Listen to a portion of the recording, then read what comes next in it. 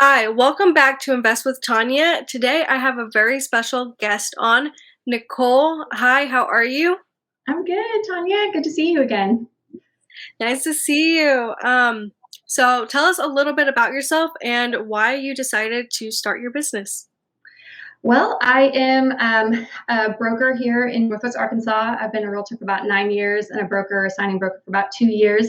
And actually, I got divorced in 2019 and kind of had one of those moments where you say, goodness, okay, now I need to decide, number one, if I'm going to stay in real estate, but number two, how do I want to live moving forward without, a second income, living on commission, and as well as not having, retirement and those types of things. So I just kind of had to sit down and really have those talks with myself of how am I going to do this.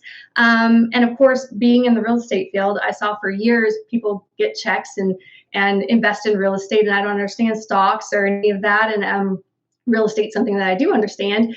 And so that seemed like the most logical thing for me to do was just really go all in on that, and got more interested in trying to get myself out of debt and get myself into having some investment properties to build up that income, generational wealth, retirement, all of those things that I was kind of facing at that time. Okay, Mhm. and can you tell us a little bit of the process of building your business? Because I know that right now you've got Thurman Cottage that you're working Mhm. on, but Yeah. just how was that process? So I kind of just put that intention out, that I want to have some investment properties, and I wasn't quite exactly sure how that was going to take place. And in 2020, in 2021, actually, I was showing houses and found a house that my clients weren't interested in, but I said, hey, this would make a good flip for me. And so I thought about flipping, but I ended up purchasing that property and turning it into a long-term rental. And then since then, I just have been looking for, when I'm out showing property, if I see something that pops up that would be that, of course, if my clients don't want, that would work for me, then I look into it. I just look for those opportunities around the area to keep building a portfolio. And so, yeah, this Thurman Cottage is a little bit different because I do plan to turn that into an Airbnb, and it was a little bit more of a remodel. But that's also something that's kind of intrinsically fun and in my wheelhouse, and something I wanted to do, especially because I do think real estate in the next couple months I knew was going to be slow for myself. So it was a good project to at least, build like a long-term wealth plan, by using this time effectively. Mhm. Okay, and have there been any setbacks while you're renovating? Because I know you're renovating it to be an Airbnb. That's the plan. Yes. That's the plan. Obviously, I don't know as much about Airbnbs as I do about, maybe flipping properties or getting something ready to rent, getting something for long term, getting something to be an Airbnb has, you think a little bit different. You might do renovations a little bit differently based on that, obviously. So I've just kept that in mind, moving a little bit slower because I want to make sure that I kind of take those things into consideration. The only main setback that I actually had was my handyman broke his back about 2 weeks into the project. So that, of course, put things a little bit back. And we've had the weather has been terrible. We haven't been able to do fences and things, and just those types of things have obviously set me back in time, of getting the project done as quickly as I might have hoped. But I also am looking at this as I want it to be fun. So anytime it gets stressful, I just say, okay, what's one more month of carrying this to just alleviate this stress? And that has served me really well.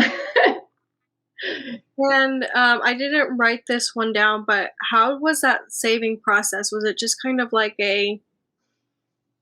how did you know when you were ready? There we go.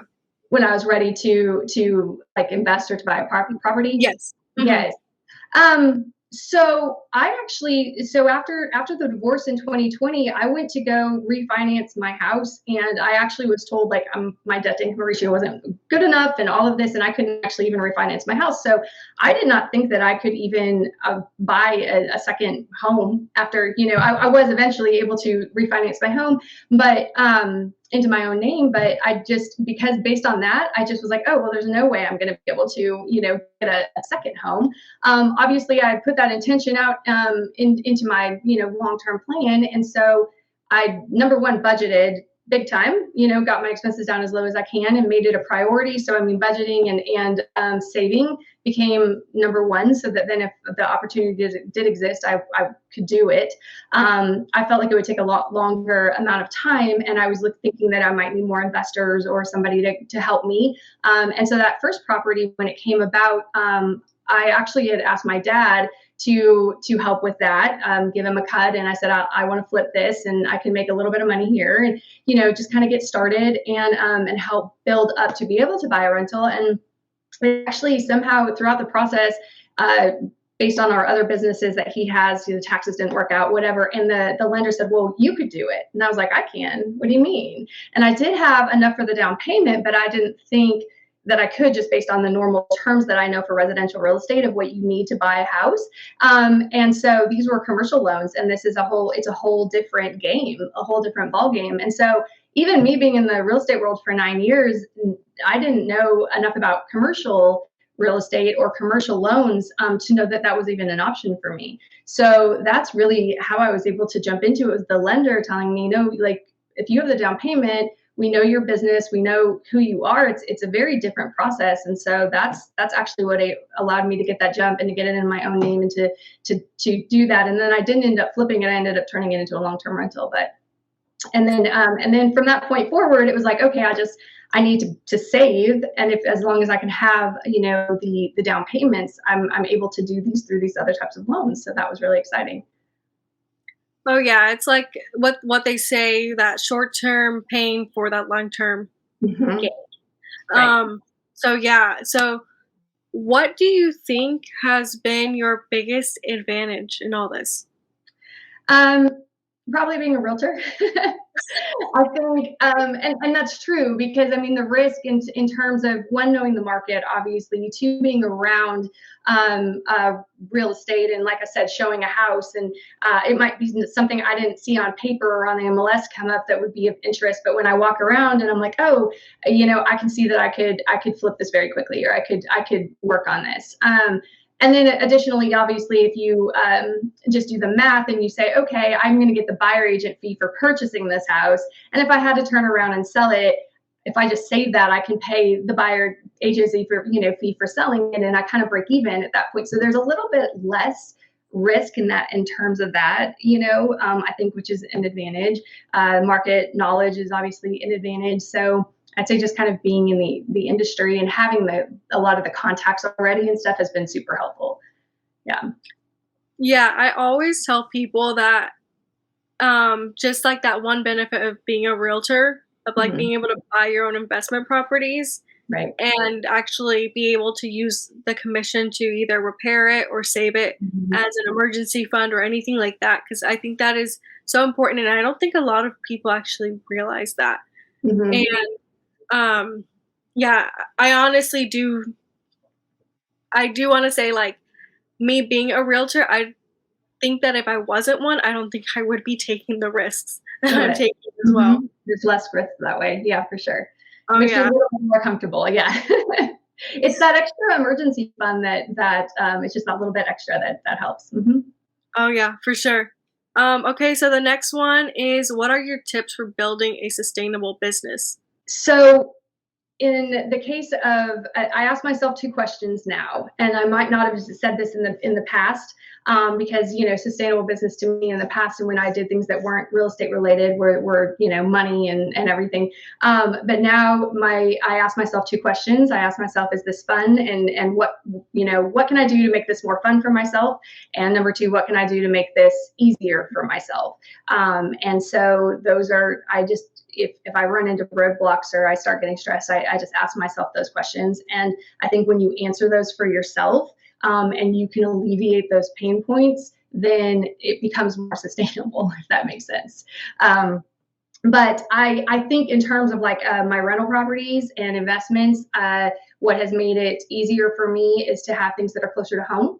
So I look for things that I can get to and help repairs or be, especially with the Airbnb, it's right around the corner from my personal home. And so I foresee that being a big difference for making it very more sustainable for myself, because of the amount of service that I'm expecting would be a requirement as I learn the process. Maybe as I learn the process and maybe hire, a manager or things like that, then on other ones I could do that. But for this first one, I feel like that's something that will help me to make it sustainable for myself. And then obviously just staying on top of budgets is always helpful. Mm-hmm. Oh yeah, like I completely agree. If it's not fun, I don't want to do it. But again, this is after years of burnout.